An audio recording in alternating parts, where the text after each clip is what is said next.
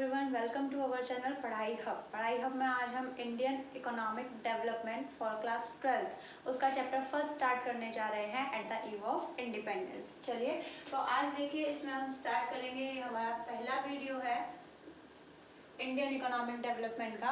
तो इसमें आज हम स्टार्ट करेंगे कि आखिर ये क्या है या eight the eve of independence. तो सबसे पहले हम इसका नेम का मीनिंग जान लेते हैं। At the eve of independence या फिर on the eve of independence, जो हमारे इंडिया की जो इकोनॉमी थी वो जब हम इंडिपेंडेंट हुए थे, जब हम स्वतंत्र हुए थे 15 अगस्त 1947 में, तो उस टाइम पर जो इंडिया की इकोनॉमी थी वो उसकी क्या कंडीशन थी, या जब हम इंडिपेंडेंट हुए थे उस टाइम पर हमारी इकोनॉमी की क्या कंडीशन थी, उसी को हम कहते हैं at the eve of independence. Clear. चलिए, तो यहाँ पर हम बात करते हैं कि eight the eve of independence की अगर हम बात करें कि जब हम आज़ाद हुए थे तब हम कैसे थे, तो ठीक है, अगर हम किसी चीज़ की पर्टिकुलरली बात करते हैं कि तब हम कैसे थे, तो अगर मुझे कंपैरिजन करना है कि जब हम आज़ाद हुए थे तब बेटर कंडीशन में थे, क्योंकि भाई इतने सालों से अप्रॉक्स अगर मैं बात करूँ तो ऑलमोस्ट जो ब्रिटिशर्स थे उन्होंने हमारे ऊपर 200 ईयर्स तक राज किया। तो यहाँ पर हमारा आ जाता है अप्रॉक्स 1757 से 1947 तक, अप्रॉक्स इतना 200 ईयर्स तक उन्होंने हम पर क्या किया था, राज किया था। इसके बाद अगर हम बात करें सो प्री कॉलोनियल पीरियड, तो प्री कॉलोनियल पीरियड का मतलब क्या है? प्री कॉलोनियल पीरियड का मतलब होता है कि जब ब्रिटिशर्स नहीं आए थे, है ना, तो उस टाइम पर इंडिया की जो इकोनॉमी थी वो कैसी थी, इंडियन इकोनॉमी उस टाइम पर कैसी थी। तो वहाँ पर हम पहले इसकी बात इसलिए कर रहे हैं क्योंकि जब हम इंडिपेंडेंट हुए थे हम बहुत खुश थे कि हम इंडिपेंडेंट हो गए, ब्रिटिशर्स चले गए। तो ब्रिटिशर्स चले तो गए, बट 200 साल जो वो हमारे ऊपर उन्होंने जो राज किया था, जो रूल किया था, उस 200 ईयर्स में वो हमारी ऐसी कंडीशन कर गए थे कि हम पहले से भी कई स्टेप पीछे आ गए थे। मतलब पहले हम जैसे थे, उनके आने से पहले जैसी इंडियन इकोनॉमी थी, उसके ब्रिटिशर्स के जाने के बाद वो और बहुत ज़्यादा खराब हो गई थी। तो क्या क्या मतलब उससे ब्रिटिशर्स के आने से पहले हम क्या थे, बाद में हम क्या हैं, बाद का तो at the eve of independence या on the eve of independence हम पढ़ेंगे ही। तो पहले हम उसका थोड़ा पहले का पढ़ लेते हैं ताकि हमें पता चले कि उन 200 ईयर्स में हमने क्या क्या खोया। तो यहाँ पर बात करते हैं प्री कॉलोनियल पीरियड। तो पहली बात तो ये कॉलोनियल पीरियड क्या होता है या कॉलोनियल रूल क्या होता है।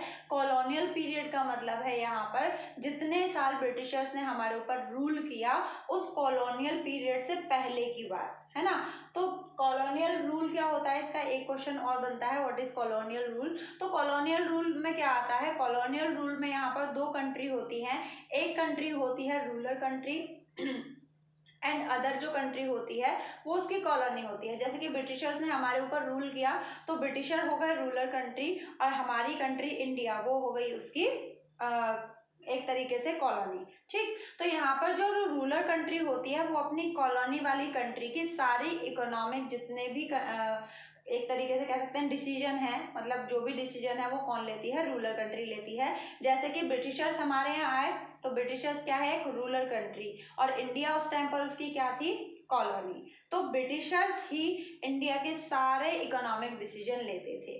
ठीक है, तो यहाँ पर अब हम बात करते हैं प्री कॉलोनियल पीरियड की। प्री कॉलोनियल पीरियड मतलब जब ब्रिटिशर्स हमारे इंडिया में नहीं आए थे, मतलब बिफोर 1757, उस टाइम पर हमारी इकोनॉमी कैसी थी, vibrant and prosperous. Vibrant and prosperous का मतलब बहुत ही विविधतापूर्ण, बहुत ही मतलब खुशहाल, एक तरीके से समृद्ध। आप लोगों ने सुना भी होगा India is called golden bird, सोने की चिड़िया इसे कहा जाता था।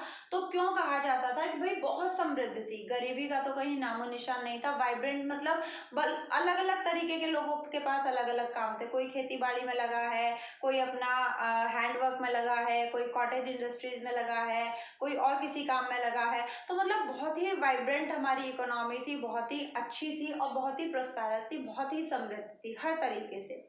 उसके बाद agriculture was the main source of employment. उस टाइम पर जो एग्रीकल्चर है वो हमारा मेन सोर्स ऑफ एम्प्लॉयमेंट होता था। हर किसी पर्सन के पास अपनी अपनी ज़मीन होती थी और वो अपने लिए ही खुद काम करते थे। मतलब नॉर्मली आज हम जैसा देखते हैं तो जमीन किसी और की होती है बट काम कोई और करता है, ऐसा नहीं था। सबके पास अपनी अपनी जमीन थी, सब अपनी अपनी जमीन पर खुद काम करते थे, खुद के लिए अपना जो भी उनको उगाना है, वेजिटेबल्स क्रॉप्स जो भी है वो उगाते थे और उसे कंज्यूम करते थे। किसके लिए? सेल्फ के लिए, या तो वो कंज्यूम करते थे, मतलब उस टाइम पर ये क्रॉप्स का इतना बिजनेस नहीं था, ठीक है। तो वो एग्रीकल्चर में जितने भी क्रॉप्स करते थे वो या तो सेल्फ कंजम्पशन के लिए करते थे या विलेज आर्टिशंस के लिए। विलेज आर्टिशंस का मतलब क्या होता है? गांव देहातों में कुछ लोग हाथ का काम भी करते हैं, मतलब कुछ सिलाई कर रहे हैं, कुछ बुनाई कर रहे हैं, कुछ कढ़ाई कर रहे हैं, ठीक है। तो जो ऐसे लोग होते थे, अब भाई वो तो अगर वो खेती करेंगे तो फिर वो ये काम कब करेंगे, ठीक है। तो ये लोग क्या करते थे, ये लोग जिनके पास अपनी अपनी पीस ऑफ लैंड थी या अपने लिए तो क्रॉप्स उगाते ही थे, साथ में उन लोगों के लिए भी क्रॉप्स उगाते थे, क्योंकि भाई सामान इन्हें चाहिए होता था तो ये सामान लेने जाते थे और बदले में उन्हें क्रॉप्स देते थे, as known as barter system. हमें पता है बार्टर सिस्टम। बार्टर सिस्टम में क्या होता था, पहले सामान लेते थे और उनको बदले में हम क्रॉप्स वगैरह या और जो उनको सामान चाहिए होता था वो देते थे। उसके बाद industrial sector was famous for handicraft product. हमारा जो इंडस्ट्रियल सेक्टर था वो हैंडीक्राफ्ट प्रोडक्ट के लिए बहुत ही ज़्यादा फेमस था। मतलब हमारी जो इंडस्ट्रीज थी उस टाइम पर, जो बहुत बड़े बड़े उद्योग थे वो हैंडीक्राफ्ट प्रोडक्ट से जाने जाते थे। मतलब जो भी हमारा एशिया, यूरोप, जो भी हमारे आसपास के देश लगते थे वहाँ पर हम इनका व्यापार करते थे और ये बहुत ही फेमस था उस टाइम पर।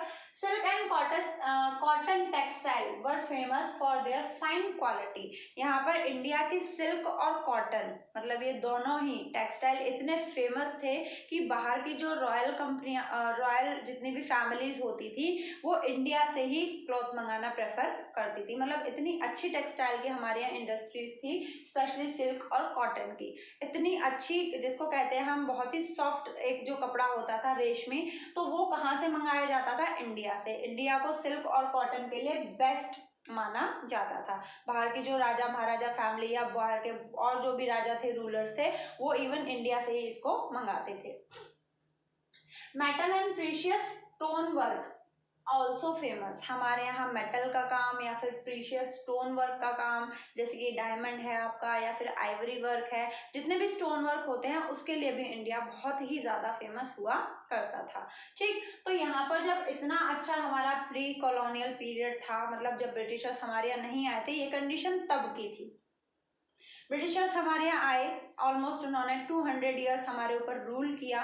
उसके बाद हम आते हैं on the eve of independence, कि जब वो आकर चले गए या जब हम इंडिपेंडेंट हुए उस टाइम पर हमारी कंडीशन क्या थी और इसके बीच में क्या हुआ वो भी हम देखेंगे कैसे कैसे हुआ, हर एक सेक्टर को लेंगे। पहले पढ़ते हैं कि on the eve of independence हमारी कंडीशन या इंडिया की इकोनॉमिक कंडीशन क्या थी। तो सबसे पहले स्टैग्नेंट इकोनॉमी। स्टैग्नेंट इकोनॉमी का मतलब क्या होता है? एक ऐसी इकोनॉमी जिसमें कोई भी डेवलपमेंट नहीं हुआ हो, ठीक, या फिर एक ऐसी इकोनॉमी जिसमें जो डेवलपमेंट है वो रुक गया हो। मतलब 200 साल तक जब ये ब्रिटिशर्स हमारे यहाँ रहे तो हमारे यहाँ डेवलपमेंट तो हो रहा था, मतलब नई नई चीजें तो आ रही थी, रेलवे भी आया, टेलीग्राफ की फैसिलिटी भी आई, बहुत सारी नई नई फैसिलिटी आई, बट वो सिर्फ ब्रिटिशर्स तक ही लिमिटेड थी, इंडियंस को वो अलाउ नहीं था। तो स्टैग्नेंट इकोनॉमी मतलब यहाँ पर जो हमारी इकोनॉमी थी वो बिल्कुल ही स्टैग्नेंट, मतलब बिल्कुल स्टक, एक जगह रुक गई थी, बिल्कुल भी डेवलप्ड नहीं हुई थी। इसके बाद नो ग्रोथ इन इनकम। जो पर कैपिटा इनकम होती है 200 ईयर्स में अप्रॉक्स पर कैपिटा इनकम पर कोई भी फर्क नहीं पड़ा था। उसके बाद आता है बैकवर्ड इकोनॉमी। हमारी इकोनॉमी जब हम लोग इंडिपेंडेंट हुए तो हमारी इकोनॉमी बैकवर्ड इकोनॉमी में आई। कहाँ पर? पहले हम वाइब्रेंट और प्रोस्पेरस थे, है ना, मतलब बिल्कुल परिपूर्ण, हर तरीके से समृद्ध थे, कोई कमी नहीं थी। और अब जब हम इंडिपेंडेंट हुए तो हमारी इकोनॉमी कैसी थी? बैकवर्ड इकोनॉमी थी। क्यों? Because of very low per capita income. हमारे यहाँ जो पर कैपिटा इनकम थी वो बहुत ही ज्यादा कम थी। इन 1947 and 48 it was just ₹230। Per capita income सिर्फ 230 थी, क्योंकि ऑलमोस्ट जो ब्रिटिशर्स हमारे ऊपर रूल करके गए थे उन्होंने ऑलमोस्ट सब कुछ डिस्ट्रॉय कर दिया था, ठीक है। उसके बाद डोमिनेंस ऑफ एग्रीकल्चर। जो ब्रिटिशर्स आए थे वो क्या कर गए? वो हमारी इंडस्ट्रीज को डिस्ट्रॉय कर गए, हैंडीक्राफ्ट प्रोडक्ट सब बर्बाद हो गया था। उसके बाद जो हमारी टेक्सटाइल कॉटन इंडस्ट्रीज थी वो भी बिल्कुल बेकार हो गई थी। मेटल और प्रीशियस स्टोन वर्क वो भी सब खत्म हो गया था। क्यों?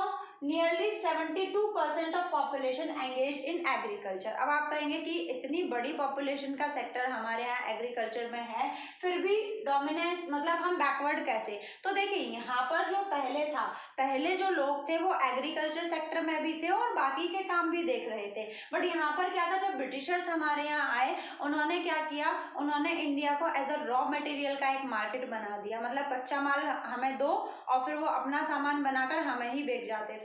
तो इसमें क्या था, जो लोग हमारे यहाँ काम करते थे बाकी चीज़ों का, इंडस्ट्रीज, हैंडीक्राफ्ट का या फिर सिल्क का, कॉटन का, इन लोगों को फोर्स किया गया कि ये एग्रीकल्चर सेक्टर में जाए, है ना। अब एग्रीकल्चर सेक्टर में भाई जरूरत है 2 लोगों की, आप वहां पर भेज रहे हो 8 लोगों को, तो भाई प्रोडक्शन तो नहीं बढ़ेगा ना। प्रोडक्शन तो 2 लोग जितना कर सकते हैं उतना ही रहेगा, चाहे आप 8 को भेजो चाहे 10 को भेजो, ठीक है। तो यहाँ पर क्या था, एक एग्रीकल्चर को मतलब हर किसी को एग्रीकल्चर की तरफ धकेला जा रहा था, क्योंकि ब्रिटिशर्स को रॉ मटेरियल ज्यादा चाहिए था। वो चाहते थे कि यहाँ की इंडस्ट्रीज डेवलप ना करें, हम इनसे एग्रीकल्चर सेक्टर से अपना रॉ मटेरियल डेवलप करें और फिर अपने यहाँ उसे जाकर फिनिश गुड्स में कन्वर्ट करें, ठीक। तो nearly 72% of population engage in agriculture. Agriculture में 72% पॉपुलेशन हमारी एंगेज थी और बाकी सारे कामों का हाल बेहाल था। उसके बाद है ब्लीक इंडस्ट्रियलाइजेशन। ब्लीक इंडस्ट्रियलाइजेशन मतलब बहुत ही, जो हमारा इंडस्ट्रियलाइजेशन या इंडस्ट्रीज की बात करें, बिल्कुल ही एक तरीके से बेरंग, इंडस्ट्रीज में कुछ बचा नहीं था।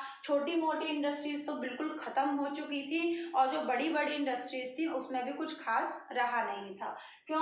Because of discriminatory British policy. जो ब्रिटिशर्स थे, भाई मैंने अभी आपको बताया उसमें क्या था, ब्रिटिशर्स हमारे ऊपर रूल कर रहे थे, तो उसमें क्या था, ब्रिटिशर्स जो भी डिसाइड करते थे इंडिया की इकोनॉमी कैसे चलेगी वो ब्रिटिशर्स डिसाइड करते थे, ठीक है। तो वहां पर क्या था, उन्होंने एक डिस्क्रिमिनेटरी ब्रिटिश पॉलिसी अपनाई। आगे हम पढ़ेंगे भेदभाव भरी व्यापार नीति। इससे क्या था, अगर आप ब्रिटिश से, अगर हम इंडिया ब्रिटिश से ट्रेड करेगा तो उसको कोई टैक्स वगैरह कुछ नहीं पे करना है, ना ब्रिटिशर्स कुछ पे करेंगे। बट अगर कहीं और वो सामान जाता है तो उस पर डबल टैक्स चार्ज होगा। तो काफी बड़ा कॉन्सेप्ट है, इसे हम आगे पढ़ेंगे।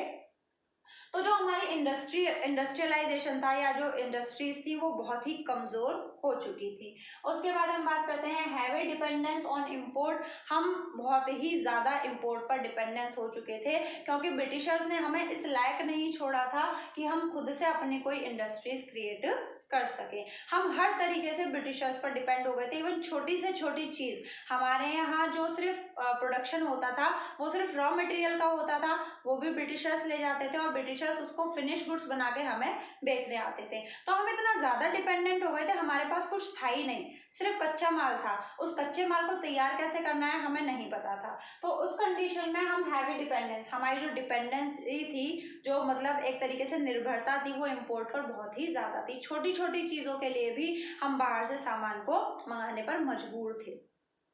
उसके बाद लिमिटेड अर्बनाइजेशन। अर्बनाइजेशन मतलब शहरीकरण, ठीक है, बहुत ही लिमिटेड था।